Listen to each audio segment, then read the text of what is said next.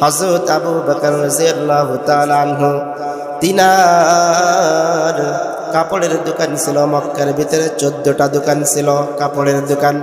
একটা কাস্টমার দোকানে ঢুকবে, সেখান থেকে খালি হাতে ফেরত যাওয়ার কোনো আপনি কয়টা দোকানে পাবেন না। একটা দোকানে একটা না, আরেকটা দোকানে 14টা দোকান রয়েছে। যে কোনো একটা দোকানের ভিতরে থেকে কিন্তু আপনার কাপড়টা অবশ্যই পছন্দ হতেই হবে।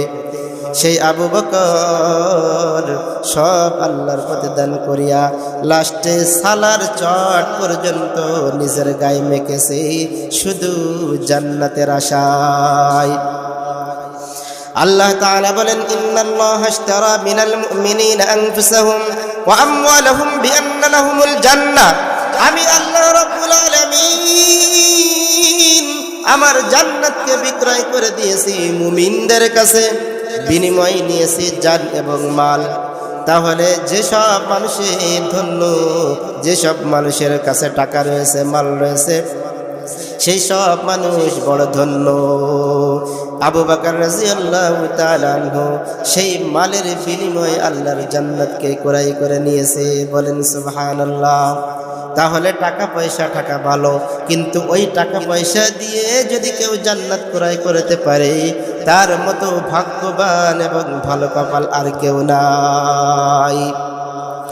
তাহলে তারা দুনিয়া করে যেতে পারত, কিন্তু না রে বাবা না। তারা আল্লাহ তাআলার দ্বীন কায়েমের জন্য জান্নাতকে ক্রয় করে নিয়েছে, বিনিময়ে মালকে বিক্রয় করে দিয়েছে। মালের বিনিময়ে আল্লাহ তাআলার জান্নাতকে তারা ক্রয় করে নিয়েছে। বলেন সুবহানাল্লাহ।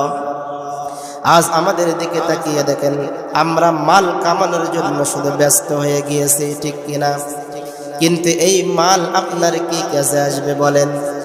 আল্লাহ রাব্বুল আলামিন বলেন, বাল তুসিরুনাল হায়াতাদ দুনিয়া ওয়াল আখিরাতু খায়রুন ওয়া আবকা।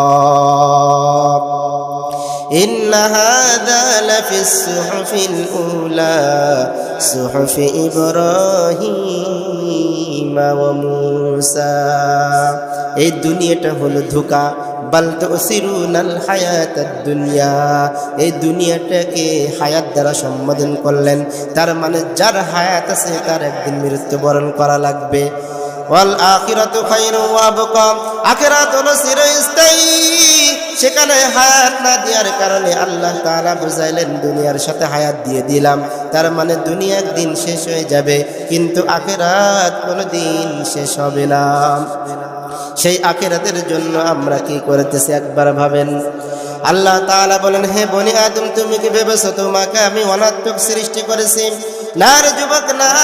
একদিন আমি এবং একদিন পরে আমি আল্লাহ তাআলার দরবারে তোমাকে অবশ্যই হাজিরা দেওয়া লাগবে। আফা হাসিবতুম আন্নামা খালাকনাকুম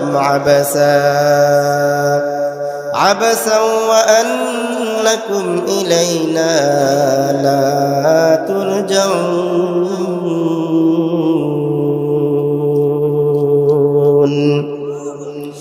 या इलाही तू मेरा माबूद है, या इलाही तू मेरा माशूक है, या इलाही मुझसे मुझको दूर को, ताकि देखो मुझ में तुझको एक नज़र। या इलाही तू मेरा माबूद है, या इलाही तू मेरा माशूक है। তাহলে আল্লাহ তাআলা বলেন, আমার সামনে কি নিয়ে দাঁড়াইবা তুমি? আমি আল্লাহ তাআলা তোমাকে তো অনাত্মক সৃষ্টি করেনি। একদিন আগে পরে আমি আল্লাহ তাআলার দরবারে তোমাকে অবশ্যই হাজিরা দেওয়া লাগবে, কিন্তু হাজিরাটা যে তুমি দিবা কি নিয়ে, আমি আল্লাহ তাআলার সামনে দাঁড়াইবা, এটাই হলো কথা।